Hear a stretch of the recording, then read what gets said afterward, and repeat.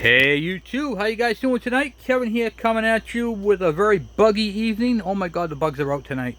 Wow, is it hot out. Man, this heat wave has been a killadilla. I hope everybody's staying cool and I hope everybody's enjoying my videos. I haven't really posted anything lately. It's been stupid hot out there, so I really can't do much out during the day.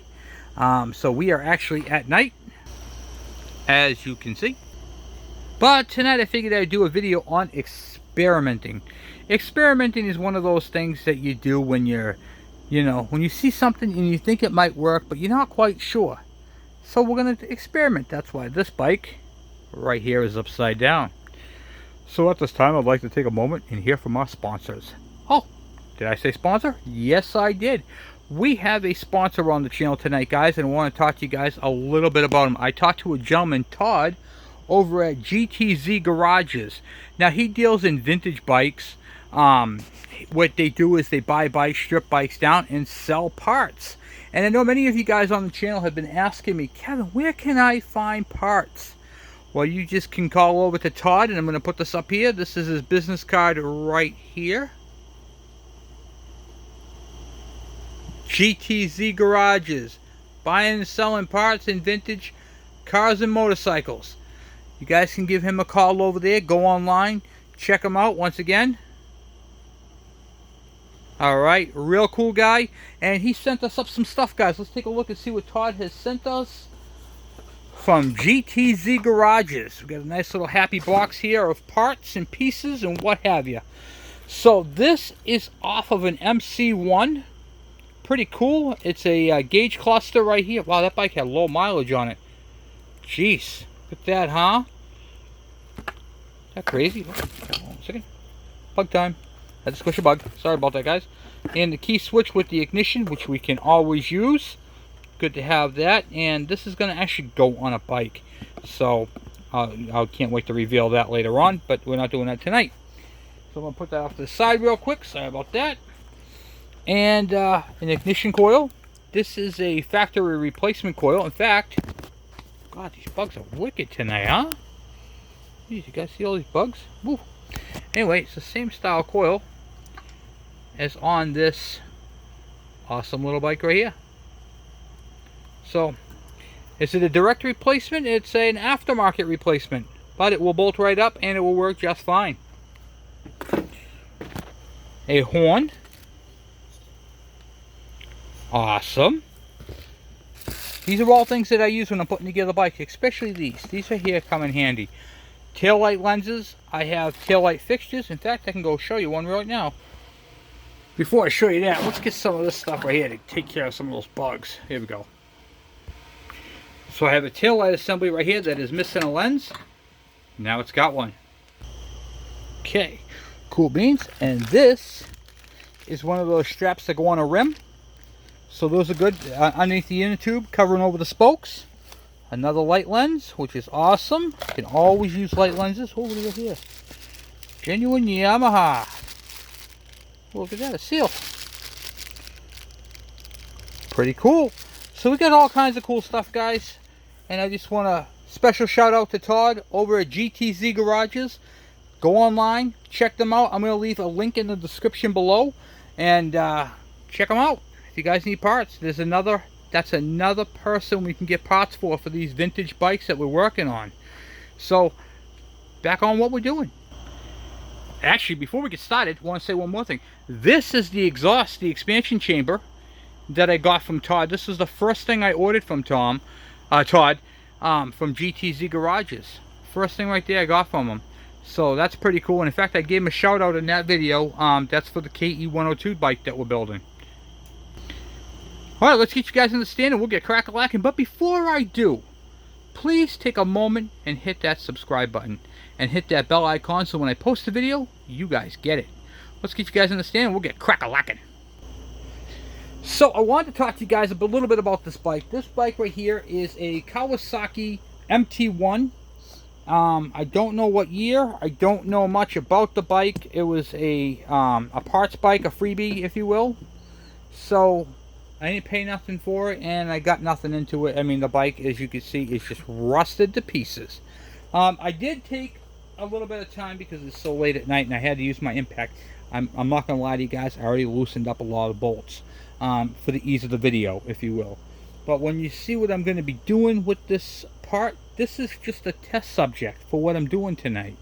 So I'm going to start pulling some stuff off of it, guys. It is crazy stupid hot out here. So I already started loosening up some of these rusted bolts earlier because, like I said, we're going to be doing this tonight, at night, if you will.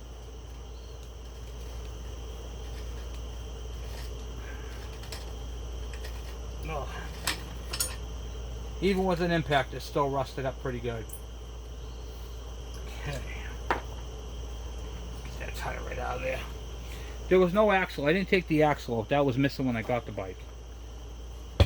Okay. This fender right here, if it's any good, yes it is, we're going to use this fender on that new bike that we picked up because that one's all junk. So we're going to extract that real quick. Okay. 10mm. I'm actually going to use my impact anyway. It's only 4 volts. Okay.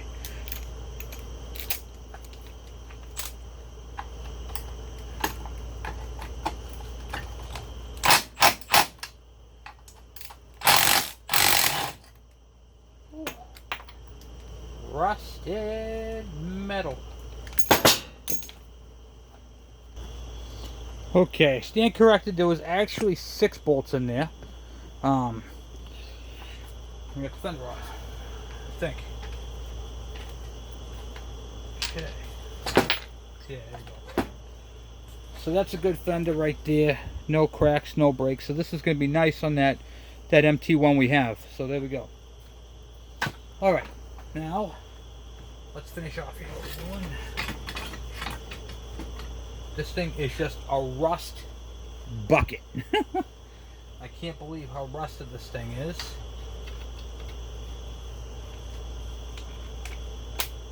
That's okay. We don't really care about that for what we're doing tonight.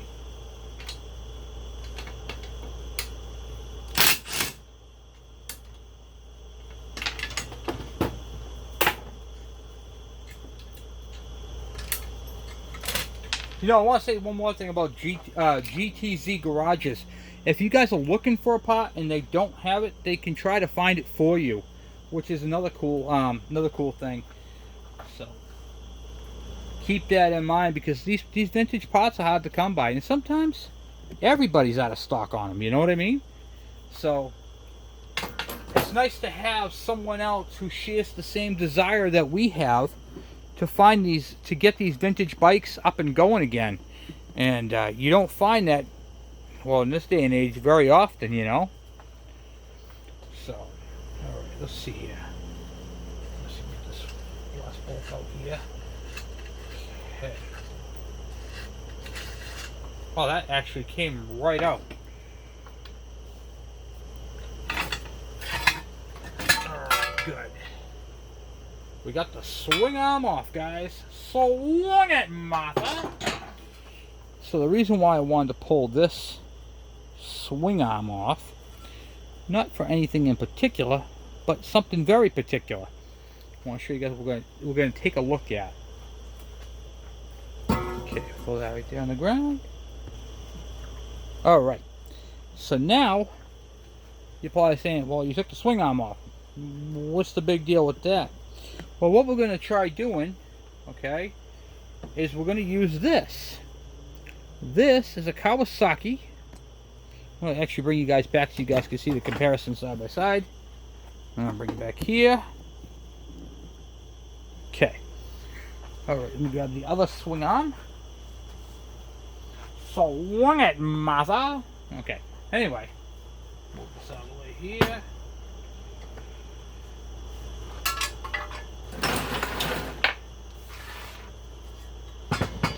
So we have 2 swing arms.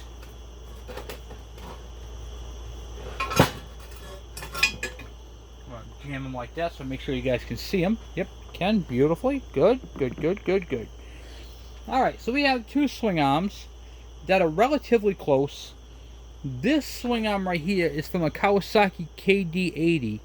Same as the MC1, same as the what do you call it? The KM100, the KM90, all those bikes. Now, the earlier bikes had this type of tube stock, but all the bikes in the family that I have, my KEs, my KDs, my KMs, and blah blah blah, all have the square stock. So what I refer to as square stock and tube stock, see how this is a tube, circular, and this one's squared. So this is square stock, this is tubular. So a couple of things on these bikes, the mini bikes, the chains are on the same side. The brake stay is on the same side and all the same diameter bolts. So what is actually different? Okay, let's talk about what's different, and you guys can see if this is something you'd be interested in doing your bike. Sometimes I do these type of things because I don't know if this is going to fit, so I'm trying it. And now that I have a dummy bike, I can try it. This is one of those things that just kind of popped in there, you know, because I have my Kv75. I might want to try this. Okay, so nuts to nuts. The mounting bolts right here. This is a smaller diameter than this one. Okay, so that's your first problem you're going to run into. The shock mount is about 2 inches off. That angle is the same angle as the KD80, as the KE100s, and all that type of stuff. The brake stay will be fine because that's in the same place as the original. It both have the slotted axle mounts, so that's okay. And the tire will be set back about an inch or two, so that's not too bad. It'll actually bring a little length to the bike. Okay, so next thing that matters, the axle mount. What are we going to have to do for the axle mount? Let's take a look and see how far off they are. We're off about a ½ inch. That's not bad. That's acceptable. We can work with that. Okay, so we're off about, if I put this right here, we're about a ½ inch off. So the new frame is a little more narrower. We can expand that. Not that big of a deal. How about where it bolts up? Okay, so we're about a ½ of an inch off. So this has to either be widened here, or the frame has to be slightly modified to fit. And then of course you have the problem with the bushings. Okay, so the bushing. So this distance right here is about a ½ of an inch off. We can fix that. That's easy enough. We're not going to do that tonight, but we will do that because I have to do some grinding. But yeah, that'll work. The chain guide is going to have to be that of a KD80 instead of the factory one. But other than that, it looks like it's going to work. In fact, the shock diameters are actually the same. So that's going to work. And we'll have to drill that out. So I think tomorrow we'll do some modifications to see if we can get that to mount up. That's not too far off, so I think that's going to work out just fine. I can't wait to see how that's going to look on the bike. We're going to mount it to this bike right here, just because, well, this is the dummy bike, and before we go and mount it onto an actual bike, we're going to do that. So, alright, so now that we got that part all figured out and worked out, what else are we going to do? I'm going to show you guys what we're going to do. Alright. So now I got this all set up here. We're going to take a look and see what's involved with making this system work on this bike. Because if it doesn't work, what good is it, right? Alright, so we're going to grab our axles. You know how to tell if you have a bent axle or not? Stick it on a flat surface and rotate it. And if you see it all wobbly, you know you have a bent axle. This axle looks pretty good. It is kind of grungy, so it's probably going to go together tight. But that's okay. We don't really care about that right now. We just want to make sure it's all going to work. And another thing you're going to have to change, you can no longer use these type of tensioners on the bike if you're going to use this frame here. You're going to have to use that style. So it goes, you put it in here and it's got the nut on it. So that's what you're going to have to switch over to, or else it's not going to work.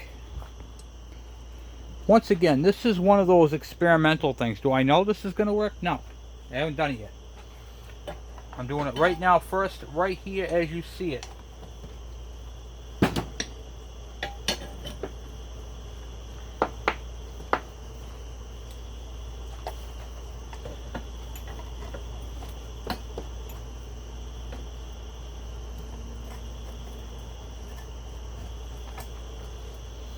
Okay, I automatically don't like how that looks right there, so I think I got the wrong spacer on the side. I think I have the spacer for this side. Yes, I do. Okay. Alright, we're going to go back the other way then. And that, my friends, is how we do it. Okay.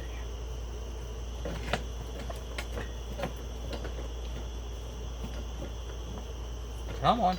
I'm all thumbs tonight, guys. It is so sweaty, so buggy out, it's not even funny.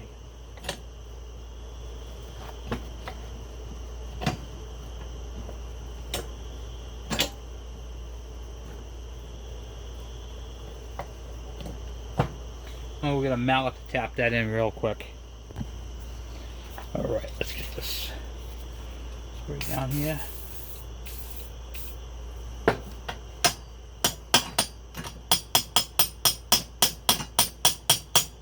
So I know these bearings need to be replaced. I'm just seeing if I can get them to go in.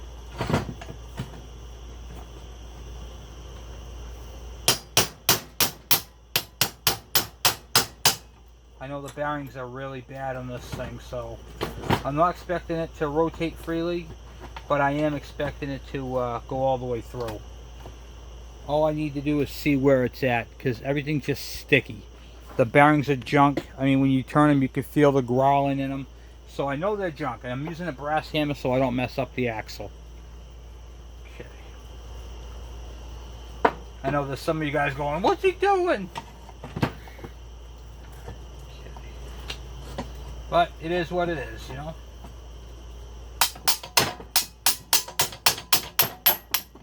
There we go. You can feel it when it goes through the other bearing. It just drops through after that. Okay.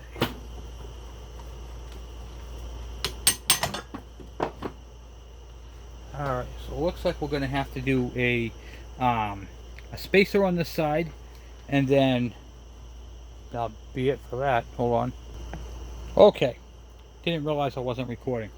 So basically what I did was I didn't expand it. I just put the screwdriver between the hub and popped it onto it. That was pretty much it. So I got the Kv75 Mt1 spacers. This is all the setup from the Mt1, and you can see how it just rotates with bad bearings, by the way. Okay, you can see how the angle of the cable where it comes through factory in the factory location to the brake arm, and now all we gotta do is put the brake stay on, which is just one bolt. If we can get that done, that'll be golden.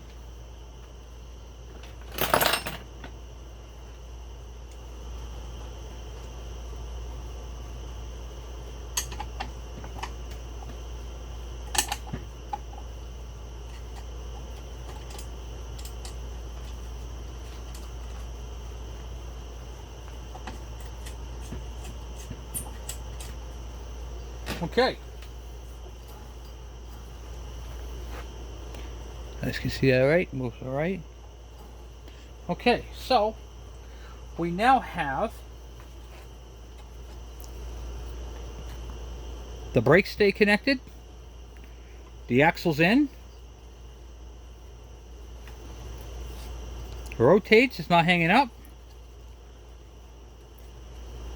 the brakes work, and there's plenty of axle sticking through on both sides for the axle nuts. Then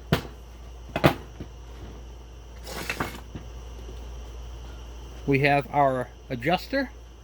This will fit on like this and come through the hole. And well, I'll show you like that. And you guys can see it. And there you have it right there. Boom. That's it. That goes through there for the adjustment. And then of course you can move it forward. I do still have to expand it out. I haven't done that yet, but we'll do that tomorrow. I just wanted to see how it would fit. And it looks great. So I can't complain about that. So with a slight modification, the KD80 rear swing arm can be modified to fit the Mt1. So we're going to see how the whole thing looks when we're all done. So once again, guys, I just want to do a special shout out to Todd over there at GTZ Garages. Here's his information one more time. Phone number right there, 845-649-6068. Once again, his name is Todd over at GTZ Garages. Great guy, great company. And they're the ones who sponsored this, what do you call it, the video tonight. So by all means, please give them a shout out and give them a shot. You know, get over this. Hey, you know, I'm looking for some parts. Can you help me out? That's what they do, right?